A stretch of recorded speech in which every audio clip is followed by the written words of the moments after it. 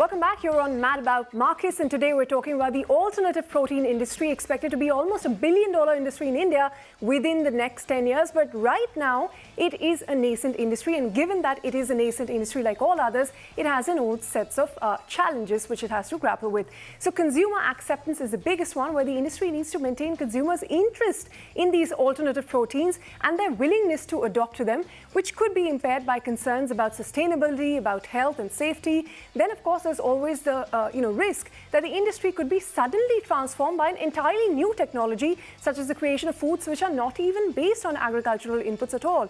So that is something they have to keep up with. Proper regulation of how alternative proteins are made, approved and marketed and labeled is also essential at present. And the global regulatory environment, that is still quite vague and fragmented. Of course, it is developing rapidly with the industry as well. And there are other challenges you have, whether it is ingredient and supply chain disruptions, or impact on industries which are dependent on livestock and so on. So the list of challenges is quite large, given that it is a relatively newer industry. So Ashu, actually at ITC, what do you perceive to be the bigger challenges as someone who's just entered this market?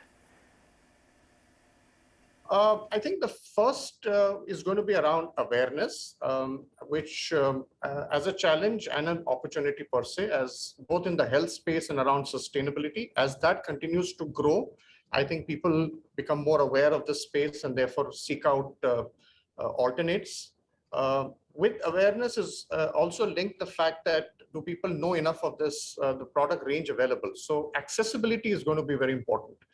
Getting the product to be accessible to a large number of consumers is going to be key. Third is going to be affordability, Ritu. I mean, it's at this point in time, if you just look at the alternate protein space, it is expensive. It is 2 to 3 times more expensive than the current products available in the market. So you need to crack the affordability piece. And I think the fourth, which for me, which is also is very, very important, is around taste. You can get the other three going, but if you don't get the taste right, and if you don't provide consumers with a variety of great tasting products in this space, the format and the category will remain restricted. Take that point: awareness, access, affordability, and most importantly, taste. But Deepika, what according to you, from a Tata consumer standpoint, are the challenges which are unique in India to promote a product like this? We have our own set of challenges, right? First, let me start by saying that there is greater opportunity than there is challenge. But the big challenges for us as we start to grow the category in India, number one is, just helping the consumer form the new habit. Right. So we're very encouraged by consumer studies that say that actually 6 out of 10 consumers are very open to buying an alternative meat product. So, but helping them make this journey, really changing the habit in a country like India. So that's the first.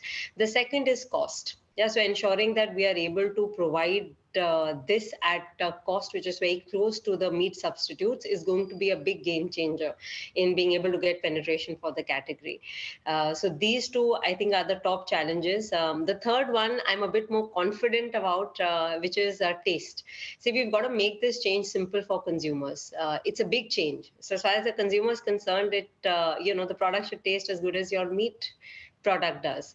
And I think that's what we're very conscious about. All right, and that brings us to the bigger question. Can alternative proteins be true mass-based products in the future here or not? And we pose this question to both Sandeep as well as Ashu. Sandeep, take it away. Being a mass market, company was going to take time for us. I would say we are at least 5 years away from that.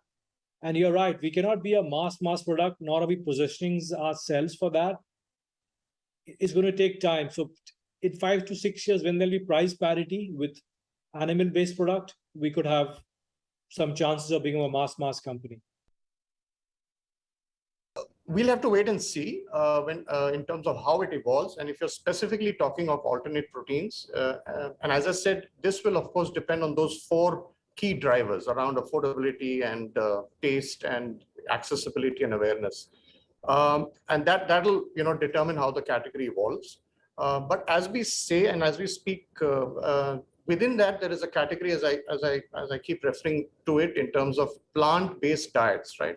which is a whole set of ingredient-led products. So whether the ingredients are lentil-based, whether the ingredients are pulses-based, whether the ingredients has a part of dairy in it, that's the portfolio which is also going to play an important role. So as you give consumers choices in both these spaces, one is plant-based diets and alternate protein spaces, I think the category will start to see emerge differently over the next few years.